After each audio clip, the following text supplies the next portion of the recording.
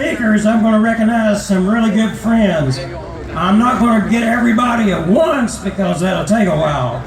But I'm going to do about 10 at a time. But that way you have to stay here to hear me introduce you, right? So we have with us Jerry Jones, former Vice President of United Mine Workers. By the way, Jerry will be getting arrested with us later. I didn't tell you that I was going to get arrested at the end of the day. Carlos Harley's here. Former Secretary Treasurer. J. David Cox, President of AFG. Newton Jones is here, Boilermakers. My dear friend Eric Dean is President of the Iron Workers is here.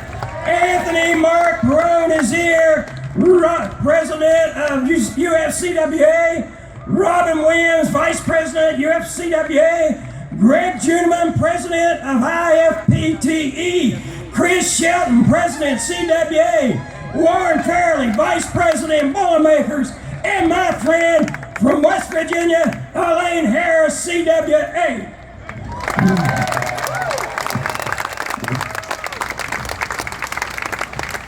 The United Mine Workers probably does not enjoy a better relationship and a better friendship than with the wonderful United States Senator from Ohio, Sherrod Brown. I'm not looking at any notes here. Let me tell you, when it comes to fair trade, Sherrod Brown is there. When it comes to you having the right to organize, Sherrod Brown is there. When it comes to your health care, Sherrod Brown is there. When it comes to your pension, Sherrod Brown is there. And now, I want to give you Sherrod Brown, who is here.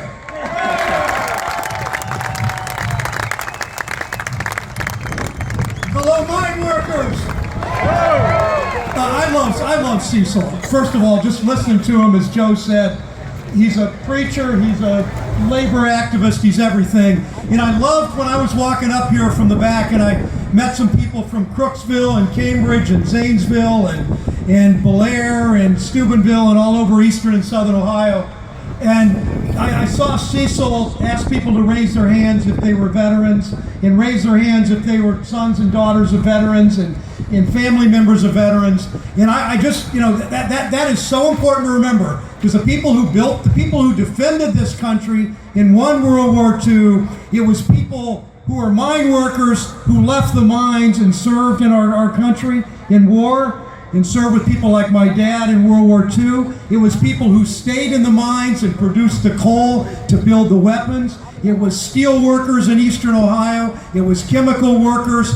It was people making trucks in my state. No state does it better than Ohio in that. And that's why it's almost criminal in that building back there if we don't do what we need to do to protect pensions and to protect health care.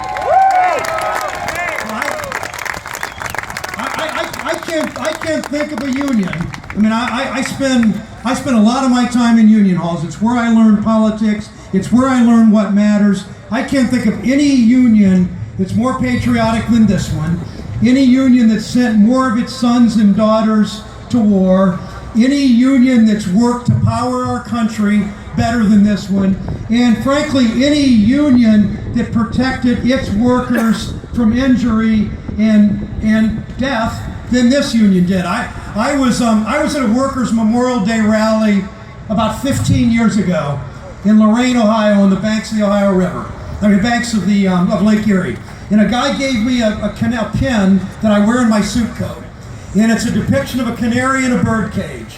And you know better than most what that means. The mine workers, 100 years ago, 1900, you took that canary down in the mines. If the canary died, you didn't have a union strong enough in those days to protect you, and you didn't have a government that cared enough. But look what this union has done. Look what Cecil and look what his predecessors, Trump and others, have done to fight back as members of this union. A strong union that emphasizes worker safety, a strong union that fights for higher wages, a strong union that fights for health care, a strong union that fights for the right to organize, a strong union that raises the minimum wage and fights for workers' compensation and fights all the anti-union crap every day. The number of people behind me in that building that are fighting, that want right to work, that want to cancel prevailing wage, that won't raise the minimum wage, that have a war on labor and a war on workers, and that's why your being here today is so very, very important. So thank you for that.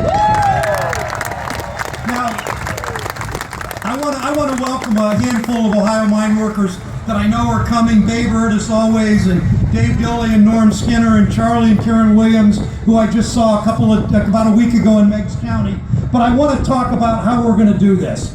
Joe Manchin said it right.